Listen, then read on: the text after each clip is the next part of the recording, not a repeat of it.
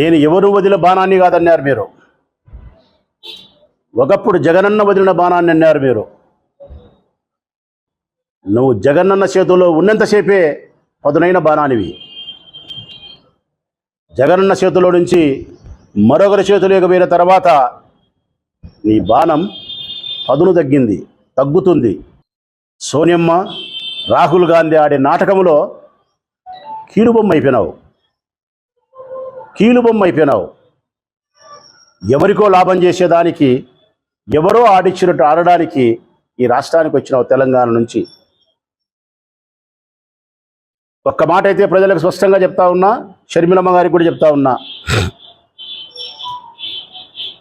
ఈ ఆంధ్రప్రదేశ్ రాష్ట్రంలో ఏమాత్రమే కానీ ఉనికి లేదు కాంగ్రెస్ పార్టీకి. ఎందుకంటే ఈ రాష్ట్రాన్ని 2 ముక్కలు చేసి, మా మనసును గుండెను 2 భాగాలు చేసి, సంవత్సరం రోజులు రోడ్డు మీద తల్లులం పిల్లలం మేము ఉద్యమాలు చేస్తే కూడా కనికరం లేని సోనియమ్మ చీల్చి పారేసింది మమ్మల్ని. మా మనసును చంపేసింది ఆ రోజే మా మనసు చచ్చింది, కాంగ్రెస్ పార్టీ రాష్ట్రంలో చచ్చింది.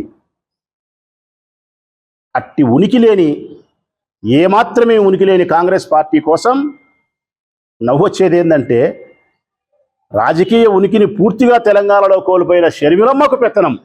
ఇది ఆశ్చర్యం. తెలంగాణలో రాజకీయ ఉనికిని కోల్పోయిన షర్మిలమ్మ ఏమాత్రం ఉనికి లేని కాంగ్రెస్ పార్టీని రాష్ట్రంలో బ్రతికిస్తుందంట, వైఎస్ఆర్ కాంగ్రెస్ పార్టీని గద్దె దించుతుందంట.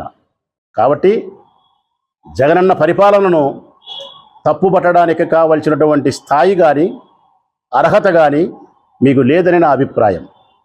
కాంగ్రెస్ పార్టీ ఆంధ్రప్రదేశ్ రాష్ట్ర అధ్యక్షురాలుగా మాత్రమే చూస్తాం.